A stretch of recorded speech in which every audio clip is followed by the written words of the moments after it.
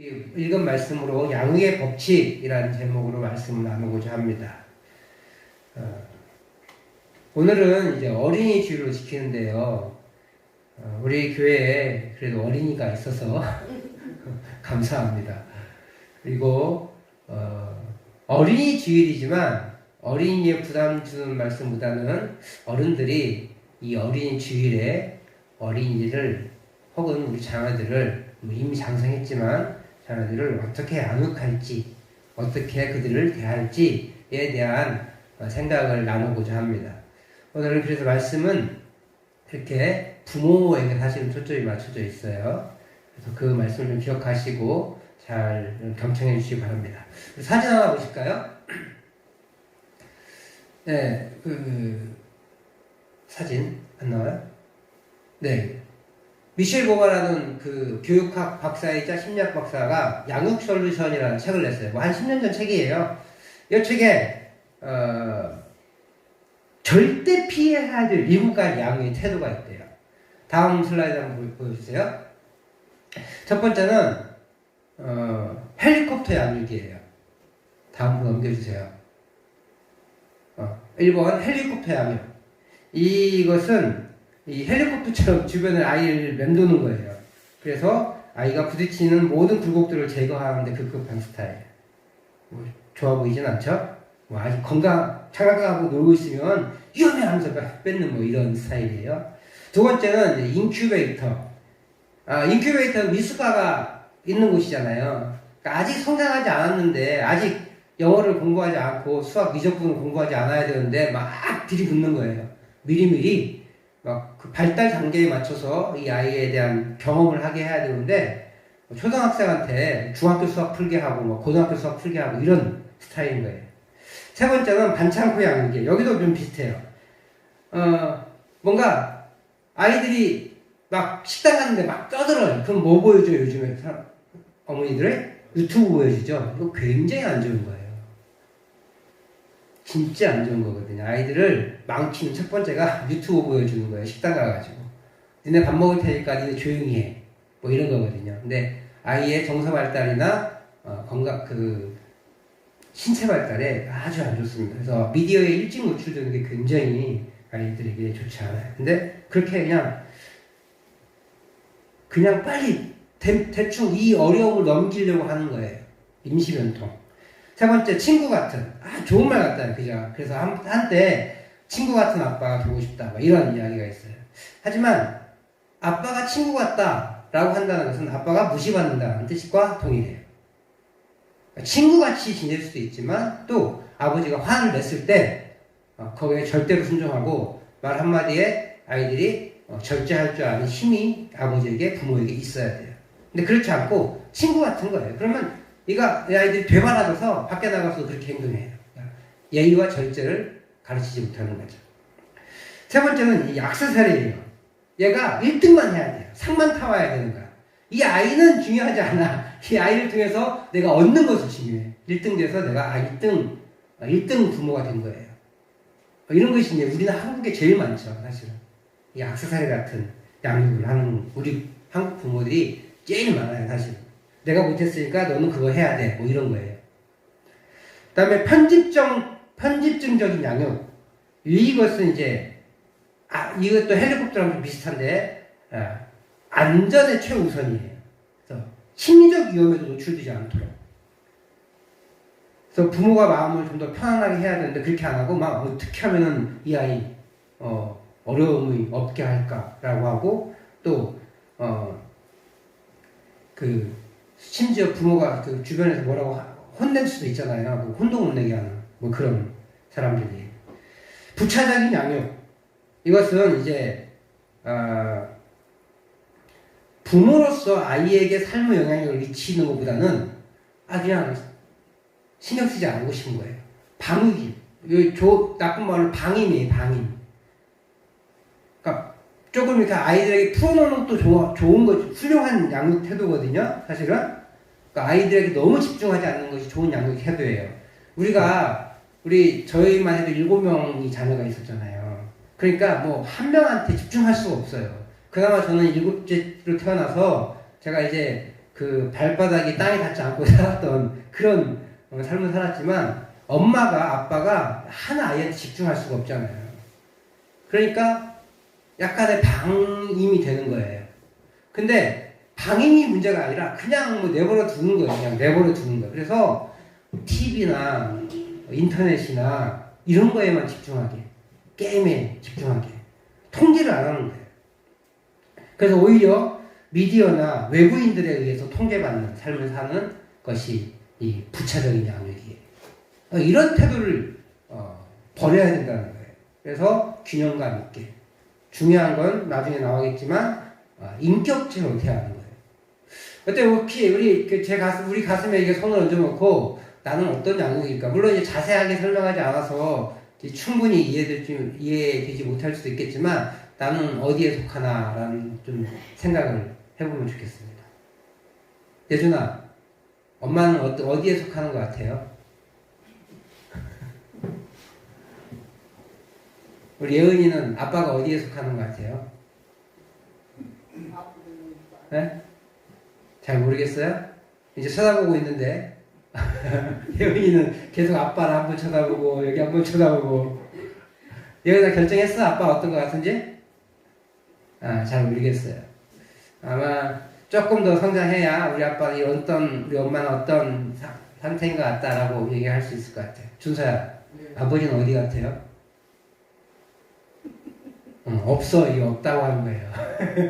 아마도 예준이, 예은이도 딱 우리 엄마 아빠다라고 적용되지 않는 거 보면 엄마 아빠가 저기에 없을 확률이 높을 겁니다. 그러니까 감사한 일이에요. 정확히 균형이 잘 잡혀서 우리 자녀들을 양육하고 있다는 뜻일 거예요. 세상에서도요, 좋은 부모가 되려면 어떻게 해야 되나라는 이야기를 합니다. 그래서 사실 우리 이런 생각을 할 수 있을 것 같아요. 특히 우리 어르신들 같은 경우는 먹고 살기도 바빠가지고요, 목사님. 쳐다볼 겨를이 없었어요. 지리지 않아서 컸어요. 그러면 어떻게 보면 7번에 해당돼요. 7번에. 부차적인 양육. 누군가 다른 사람에 의해서, 외부인들에 의해서 양육되어지죠. 근데 다행히 감사하게 기도를 하셨기 때문에 좋은 사람들을 만나서 잘 자랄 수 있었겠고, 혹은 좋지 못한 사람 만나서 아직은 어려움을 겪는 사람도 있을 수 있을 것입니다. 세상 학문에도 이렇게 나름대로의 균형을 잡기 위해서 노력을 합니다. 그럼 성경은 뭐라고 얘기할까? 오늘 이 본문의 말씀을 통하여서 두 가지 태도를 배우려고 합니다. 첫 번째는 다음 슬라이드, 노엽게 하지 말라고 하십니다. 자녀를 노엽게 말라. 노엽게 하다, 이 말은 화나게 하지 말라는 게, 자녀가 화나게 하지 말래요. 이 말은 눈치 봐라 이런 뜻이 아니에요. 요즘 이제 우리 자녀들은 다 장성해서 이제 애가 삐졌나 화났나 뭐 눈치 보게 되죠, 우리 부모님들이. 근데 어렸을 때 우리 자녀들 양육할 때 눈치 보지 말라는 의미가 아니라요, 일관성 없게 행동하지 말라는 뜻이에요. 특별히 어떤 상황이냐면 이 예수님 시대 당시, 신약 시대 당시는 부모에게는 권위가 하늘을 찔렀어요. 그래서 어떤 권위가 있었냐면 이 자녀를 때리는 건 뭐 당연한 거고, 지금도 저는 개인적으로 양육할 때 매를 들어야 된다는 입장이거든요. 그래서 우리 준서를 현서도 많이 맞았어요. 잘못했을 때. 근데도 이만큼이에요. 어쨌든 혼을 낼 때 달초해야 된다는 것이 성경적인 가르침이기 때문에 저는 그렇게 합니다. 이 당시에는 당연했죠. 달초의 수준이 아니라 폭력의 수준도 충분히 허용됐던 시대이고요. 심지어 감옥에 가두기도 했고, 더 심지어 노예로 팔을 수도 있었어요. 그러니까 물건으로 팔아버린 거예요. 그게 부모의 권세였어요. 더 심각하게는 죽일 수도 있었어요. 그러니까 이 아이를 인격체로 본 것이 아니라 물건으로 본 거예요. 재산으로. 그 노예나 똑같은 입장이었어요. 그게 그 사상의 원리였어요. 그게 부모의 권세였고. 그런 상황에서 자녀가 화나게 하지 말라. 화낼 일을 만들지 말라라는 거예요. 그러니까 윽박지르지도 말고 이렇게 폭력을 휘두르지도 말고 감옥에 가두거나 노예로 팔지 말라는 거예요. 무엇보다 일관성 없게 자녀를 대하지 말라는 뜻이에요. 그 말은 이 세상과는 다른 원리로 살고 자녀들을 하나님의 형상으로 지음받은 고귀한 존재고 인격체로 대해라 라는 가르침입니다. 재밌는 것은요, 저희가 어렸을 때만 해도 양복 입고 다니는 아이들이 있었어요. 기억나세요? 그게 좋은 옷이었어요. 근데 지금은 양복을 입히는 일이 있나요? 없죠. 이 있잖아요. 별거 아닌 것 같은데 어떤 가치였냐면 그 양복을 입히는 가치는 자녀들이 어린이들은 완전한 인격체가 아니기 때문에 작은 성인이기 때문에 성인의 모습을 닮아야 한다라는 의미로 미성숙한 존재, 비인격적인 존재여서 성인을 지향하는 입장에서 옷을 이렇게 입힌 거예요. 지금은 양복 입히는 날 없죠. 뭐 어른들도 양복 잘 안 입으니까, 그죠? 그게 그런 문화에서 왔어요. 그래서 자녀가 완전한 인격체가 아닌 거예요. 그래서 너는 미성숙하니까 성숙한 어린이 되는 것을 지향점으로 가야 된다. 맞죠? 미숙하니까 성숙할 수 있도록 돕는 건 맞는데 존재 자체를 거부하는 거예요, 사실은. 그러니까 미숙하니까 성장할 수 있도록 돕는 건 맞아요. 하지만 이 아이 한 사람 한 사람이 온전한 존재가 되어야 되는 거예요. 1대1의 인격체가 되어야 되는 거예요. 그런데 부족한 사람, 모자란 사람이기 때문에 너는 아직 사람이 아니야. 이렇게 대하는 건 잘못된 태도라는 거예요. 근데 그 옷을 입히는 그 과정이 그런 문화에서 시작됐었어요. 그래서 정상적인 사람이 되어야 한다라는 관점에서 그 아이들을 바라보는 시대가 있었거든요.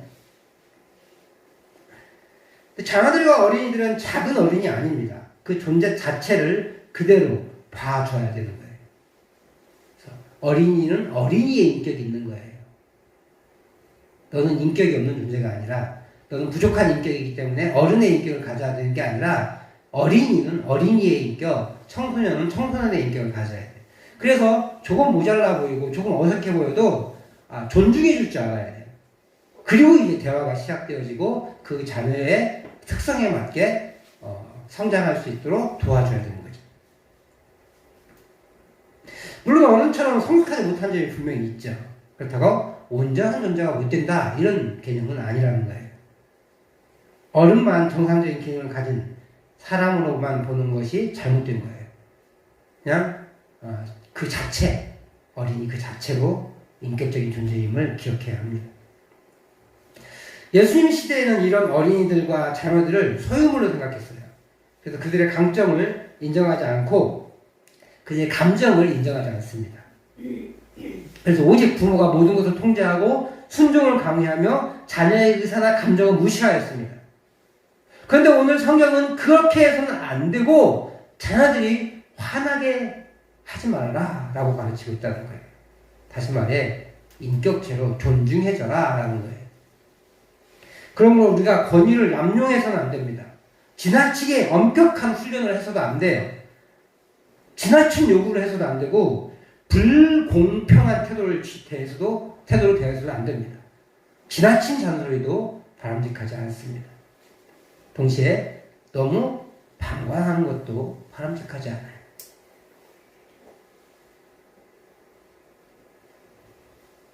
그래서 교훈하고 훈계해야 돼요.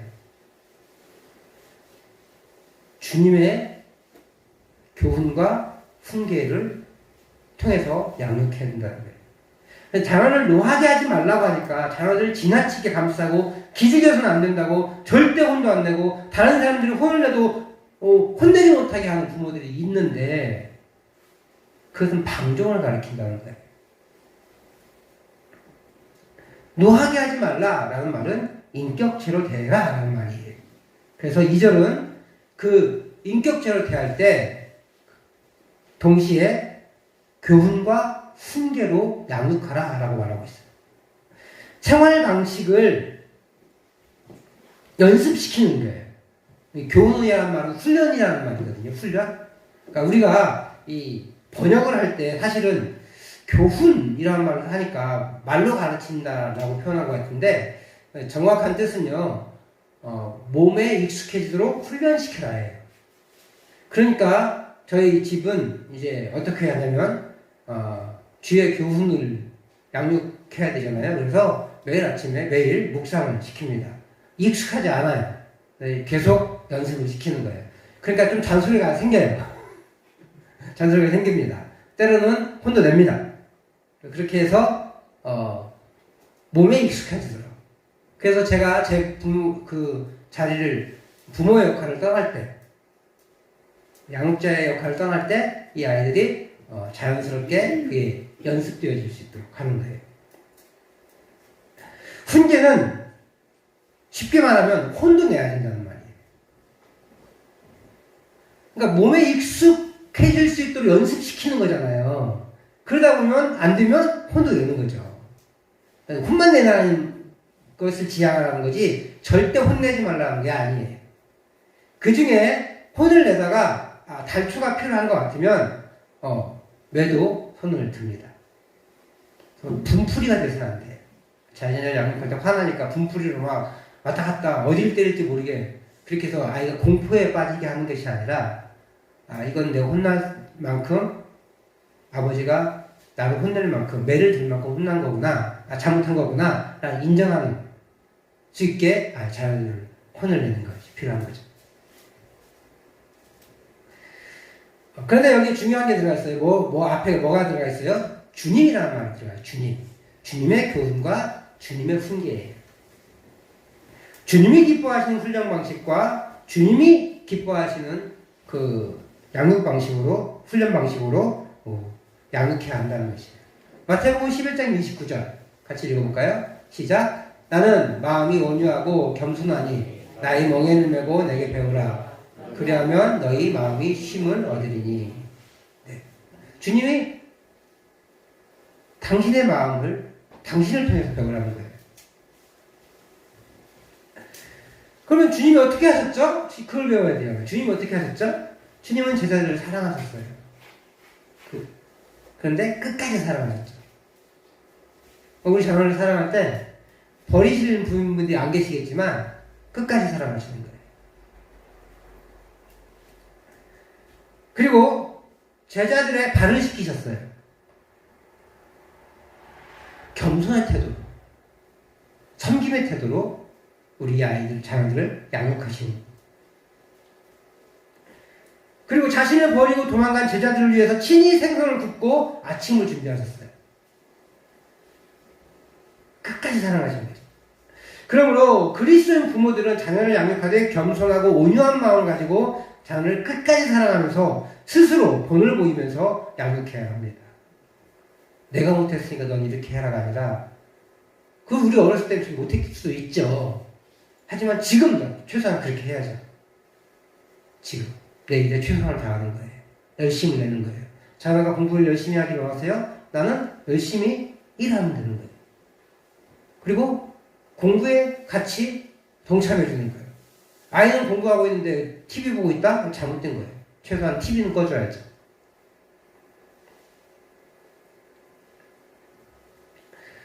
자녀들이 이렇게 살기를 믿음대로 살기를 원하신다? 그럼 믿음대로 내가 사는 거예요. 믿음이라는 허울만 가지고 있는 게 아니라 믿음의 법칙으로 살아가는 거예요.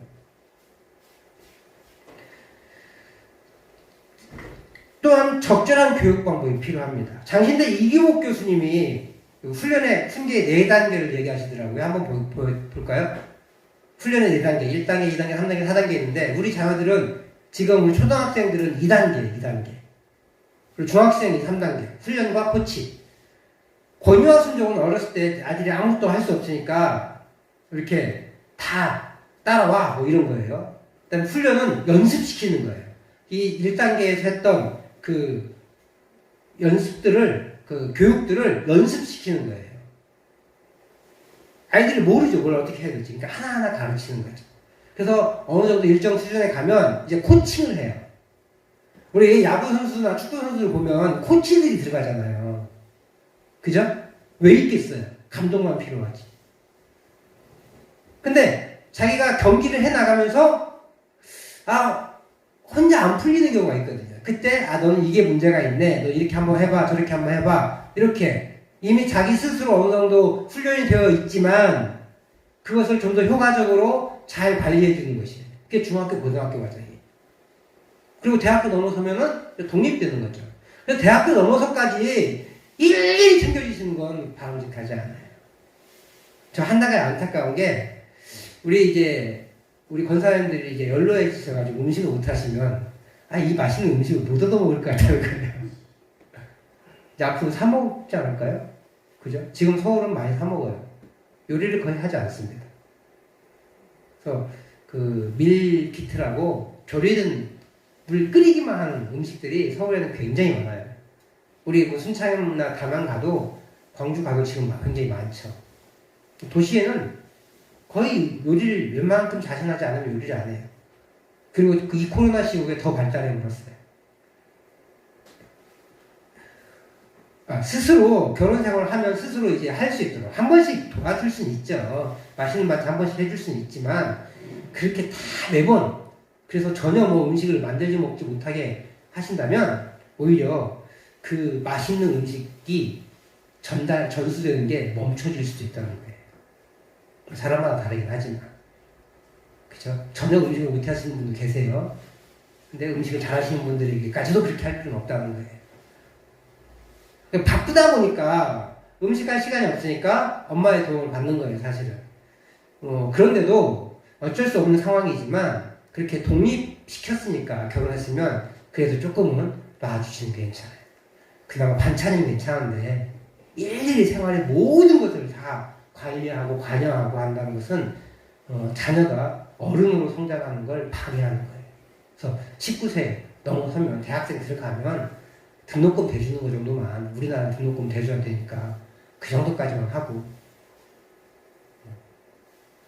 가능하시다면 등록금 정도는 대주시고 용돈은 벌게 하고 그리고 국가장학금이나 뭐 이런 거 많이 있잖아요. 그건 너희들이 알아서 해라. 장학금을 받게 하든지 대출을 받게 하든지 그래야 될 것 같아요. 자, 그렇게 우리가 자녀들의 교육에 대한 이야기를 나누고 있는데 중요한 것도 있어요. 중요한 것은 코치로서 훈련 단계의 코치로서 코치 단계의 코치로서 부모가 그 역할을 할 수 있는 실력이 있어야 돼요. 프로야구 코치나 프로축구 코치, 프로배우, 프로농구 코치들이 뭐 이렇게 실력이 없는 사람들인가요?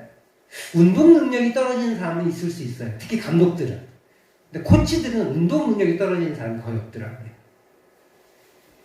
되게 다 선출이에요. 그리고 거기에 뭐까지 포함됐어요? 공부 능력까지. 공부를 해서 메커니즘이나 이런 것들을 배워오는 거예요. 사실 전공 분야를. 실력을 키운 거죠. 마찬가지로 우리 자녀를 얼마나 제대로 파악하고 있는지, 그리고 우리 자녀가 하나님의 자녀로서 자라게 할 수 있는 하나님에 대한 실력을 갖추고 있어야 해요. 이를 위해서 우리는 공부해야 됩니다. 신앙생활 하는데 무슨 공부까지? 아니요, 공부해야 됩니다. 이 예배 시간에 말씀을 경청하는 것도 좋은 공부예요. 그리고 부모 된다는 것이 무엇인지 공부해야 돼요. 우리 대부분의 부모들은 우리 어르신들을 필요해서 우리 저마저도 부모됨이라는 것을 혹은 남편됨 혹은 아내됨이라는 것을 공부해 본 적이 없어요. 그러니까 늘 잘못된 것만 배워온 거죠.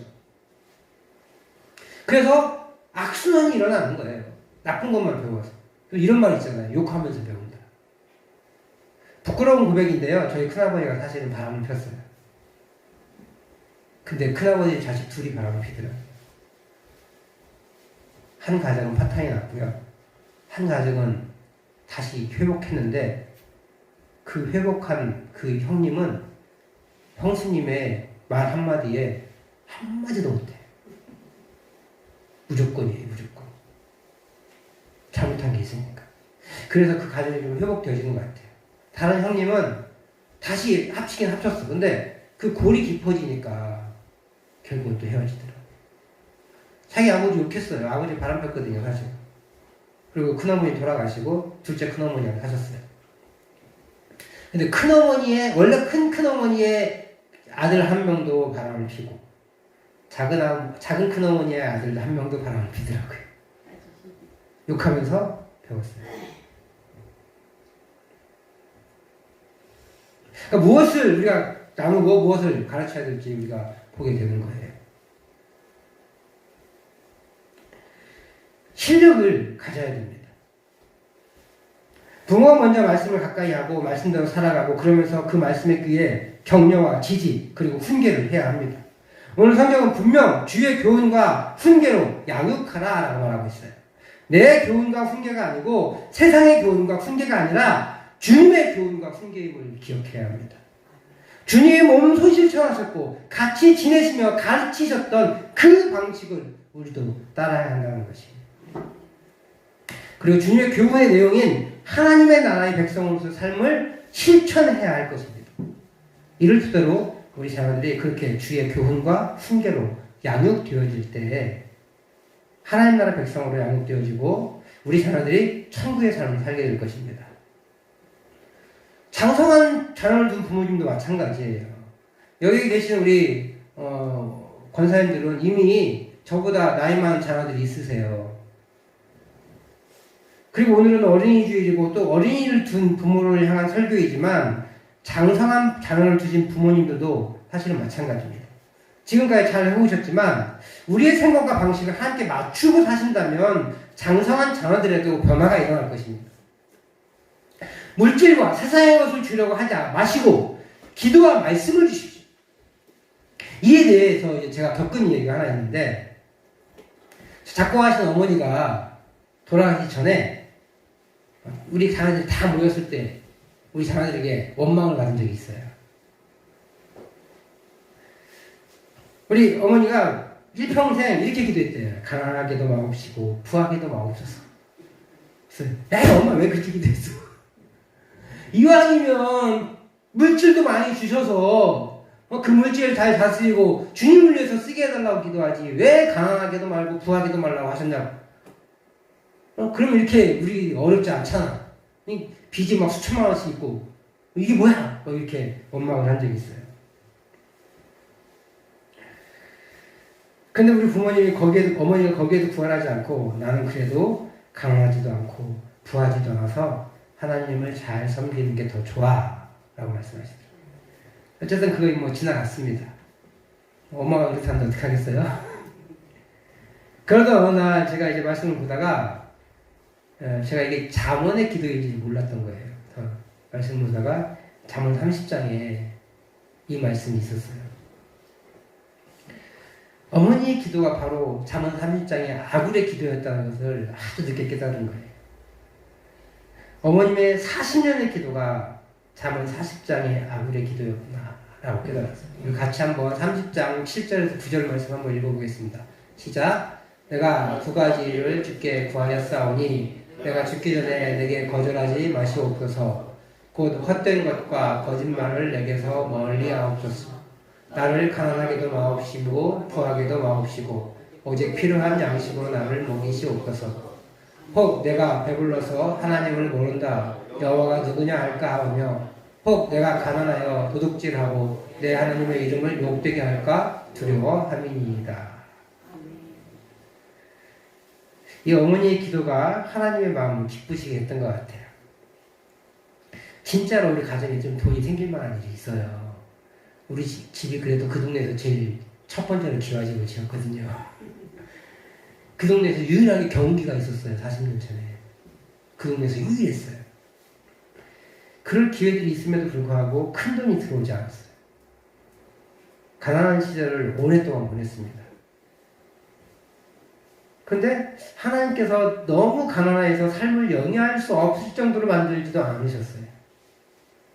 저희 가정은 부채가 많았어요. 대부분 학자금이었습니다. 자녀들 7을 가르치고 또 큰 누나, 사촌 큰 누나가 저희 집에 살아서 9남매가 지냈거든요. 그들 다 교고등학교, 대학교를 가르치다 보니까 만만치 않은 학비가 들어가고 생활비도 모자라고 했었어요. 또 큰아버지가 또 아버지 돈을 다 날리셨대요. 논밭을 팔아 교회를 짓기도 했고요. 심지어 장독대까지 빼서 교회에 헌물한 적이 있어요. 또 아버지 친구가 그 공업사 일을 하셨는데 아버지 경기 부품을 빼가지고 다른 사람한테 팔아넘기신 거예요. 그리고 아버지 거는 좀 천천히 줘도 되니까 나중에 그거 고쳐가지고 헌 부품 꽂아넣기로 늘 가난했습니다. 그런데요, 하나님이 마지막에 부모님이 가실 때쯤 부채를 한 방에 해결하셨어요.